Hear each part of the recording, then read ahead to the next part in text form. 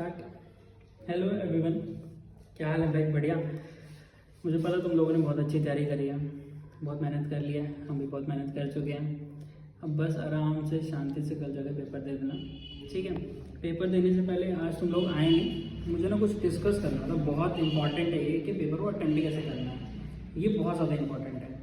मुझे पता तुम लोग पेपर दे चुके हैं एक बार पहले, तो थोड़ा बहुत आइडिया तुम्हें है, बट फिजिक्स का पेपर कैसे करना है इसका एक बार बस थोड़ा सा आइडिया ले लो, ताकि हमसे गलतियाँ ना हो, है ना? लिखा भाई पेपर देखो, ये हमारा पेपर है। हम तुम पेपर देख चुके हो। हम ये जानते हैं जब हम पेपर देने जाएंगे तो हमारे पास इनिशियली 15 मिनट होंगे पेपर पढ़ने के लिए, लेकिन उसमें हमें आंसर शीट भी भरनी होती है। क्या बात सही है ना? तो ध्यान से देख, जैसे हमारे पास पेपर आया तो पहला काम क्या है, 15 मिनट हमें इनिशियली कोशिश करनी है कि हम सेक्शन ए को अटेम्प्ट कर लें, यानी कि एमसीक्यू जितने होते हैं उस पहले 15 मिनट में वो करने हैं, उससे ज़्यादा कुछ नहीं करना। क्या बात सही है? बहुत बढ़िया। आगे देख, जैसे तेरे पेपर स्टार्ट हो जाता है, देख अगर तुझसे इनिशियली 15 मिनट्स में सिर्फ सीट भरी गई, मतलब तूने अपना नाम वाम लिख लिया तो ठीक है, कोई दिक्कत वाली बात नहीं है। अगर टाइम बच जाता है तो 2-4 एमसीक्यू जो तेरे से सॉल्व हो जाए वो कर लिया, ठीक है? अब क्या करना है इसके बाद, भाई साहब अपना आ जाओ सेक्शन ई पे, यानी 5 मार्क्स वाले क्वेश्चन पे। अब 5 मार्क्स वाले क्वेश्चन में हर क्वेश्चन में तेरे को चॉइस मिलेगी, ठीक है? जैसे 32 है, इसमें चॉइस है, 33 है, इसमें भी चॉइस है। You will get the choice, कोई प्रॉब्लम नहीं आएगी तुम्हें, ठीक? इसमें भी चॉइस है। तो 5-5 मार्क्स वाले 3 क्वेश्चन है, तो ध्यान से देख। जैसे एक 31st क्वेश्चन है, इसमें 2 चॉइस हैं, तो अगर ध्यान से देखा जाए 31st का ए, इसमें कितने क्वेश्चन है? 1, 2 और 3 पार्ट्स हैं इसके। तो ये 2 मार्क्स का, ये 2 मार्क्स का, ये 1 मार्क्स का। अगर मान लो इसकी जगह 2 चॉइस होती तो एक 3 मार्क्स का होता और एक 2 मार्क्स का। अपनी चॉइस को बहुत ध्यान से चूज करना है, इसमें गलती नहीं करनी। अच्छे से देखना कि तुम्हें कौन सा ज़्यादा आता है, कौन सा तुमने लिखा है, उसी को अटेम्प्ट करना है, ठीक है भाई साहब? आगे देखते हैं। अब मान लो कि जैसे क्वेश्चन है, ठीक है, कोई अच्छा क्वेश्चन है इसके अंदर, देखें। जैसे ये क्वेश्चन है, इस क्वेश्चन को अगर तुम ध्यान से गौर से देखोगे, इसके अंदर क्या बोल रहा है? An electric dipole consisting of charge -q plus q separated by distance 2a is placed along the axis with its center at the origin. Show that the potential V due to this dipole at a point x is equal to this. अब ये क्या कह रहा है तुझसे? ये वाला expression निकलवाने की कोशिश कर रहा है, ठीक है?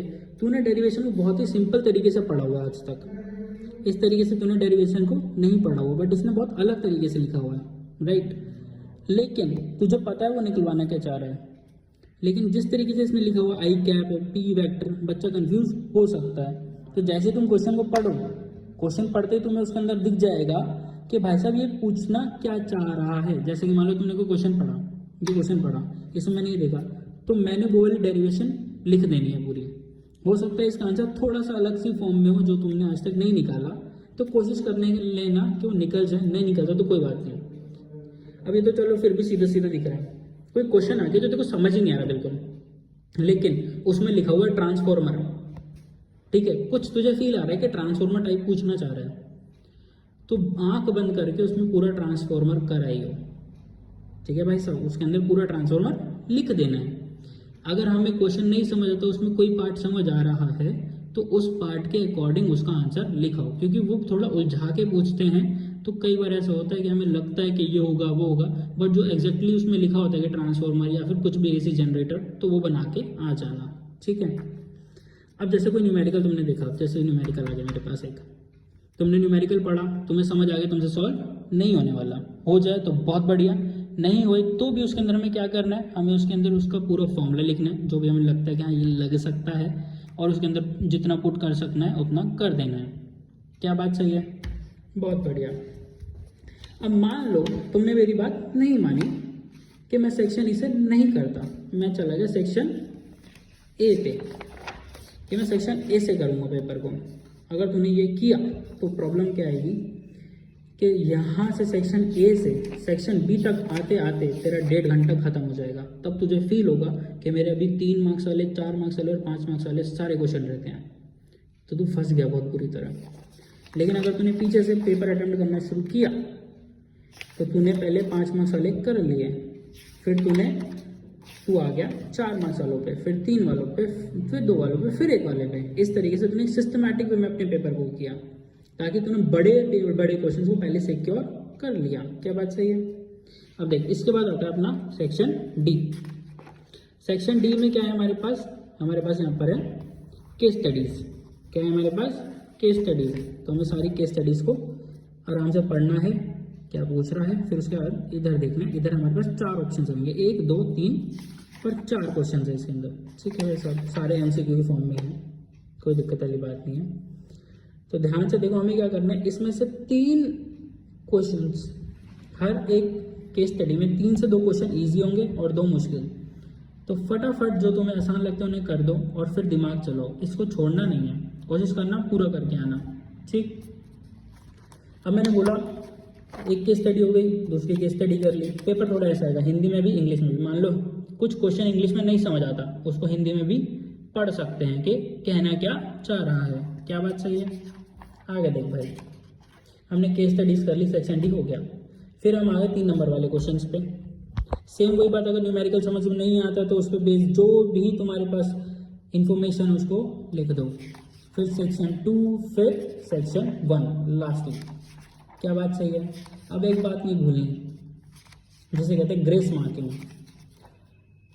क्या होती है ग्रेस मार्किंग? ध्यान से सुनना। मान लो कोई न्यूमेरिकल है, कोई भी न्यूमेरिकल, इसमें मान लो न्यूमेरिकल गलत है, ठीक है, ये आउट ऑफ द यूनिवर्स ही आ गया हमारे। ठीक, तो सीबीएसई को पता है ये गलत था, वो इसके ग्रेस मार्क देगा, लेकिन ग्रेस मार्क सिर्फ उसे मिलेगा जिसने इसका क्वेश्चन वहां पे अपनी आंसर शीट में लिखा होगा, आंसर नंबर 3। अगर तुमने इतना भी लिख दिया तो ग्रेस मार्क मिल जाएगा। तो हर एक क्वेश्चन को अपने पेपर में लिख के जरूर आना है।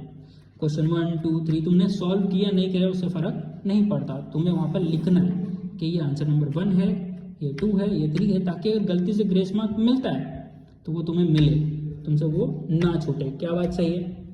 इस तरीके से पूरा पेपर करके आना भाई साहब।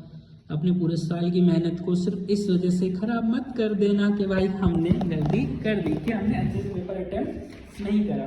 तो पेपर को अच्छे से अटेम्प्ट करना सर, ठीक है। और ये छोटी छोटी गलतियां हमें नहीं करनी कि भाई हमने ये सोचा नहीं था कि पेपर भी अटेम्प्ट कैसे करना है, या पेपर को देख के घबराना नहीं है, क्योंकि अगर एमसीक्यू करने बैठ गए तो घबराहट हो सकती है, लेकिन थ्योरम जो हम बार बार लिख चुके हैं उसमें हमें घबराहट नहीं होती। तो ढंग से और एकदम फोकस के साथ पेपर करना और थोड़ा काम लेना। अच्छा, एक लास्ट चीज़, ऐसा फील आ रहा होगा बहुतों को कि किस तरीके, मतलब हम बहुत पढ़ चुके हैं, सब ब्लैंक हो गया, राइट। तुम्हारे साथ ही मेरे साथ भी होता है। जब तुम मुझे कुछ अचानक से कहीं से कुछ पूछ लेते हो, मैं 2 मिनट का पॉज लेता हूँ, सोचता हूँ, मुझे भी रिट्राइव करने में टाइम लगता है भाई। मैं भी इस टाइम ऐसा हो रहा हूँ पूरा ब्लैंक। तो कोई मुझसे कुछ पूछता है, मुझे रिट्राइव करने में टाइम लगता है, वही तुम्हारे साथ होता है। पेपर में बैठो, क्वेश्चन पढ़ोगे ना, रिट्राइव करने में टाइम लगेगा, डरना मत, थोड़ा सा शांति से सोचना, हाँ आ गया आ गया आ गया, ओ पहुंच गया, फिर लिखने बैठ जाइए। ऐसा ही होता है सबके साथ, तो टेंशन मत लो उस चीज़ की, ठीक। दूसरी चीज़, जब पेपर में बैठो तो थोड़ा रिलैक्स हो गया, भगवान का नाम लो, शांति से सांस लेके आराम से पेपर को लिखना है। वहाँ पर फिर जो भी अभी तक तुम्हारे फट फट फट फट चल रहा है ना, इसको भूल जाना, शांति से आराम से पेपर लिखना, ठीक है।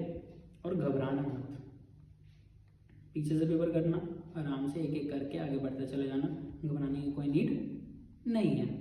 क्या तक बात समझ आई? बहुत बढ़िया, चलो ऑल द वेरी बेस्ट, अच्छे से पेपर करना और हो सके तो पूरे साल की मेहनत को वहाँ पे रगेड़ आना तरीके से, ठीक। चलो बाय बाय, मिलते हैं।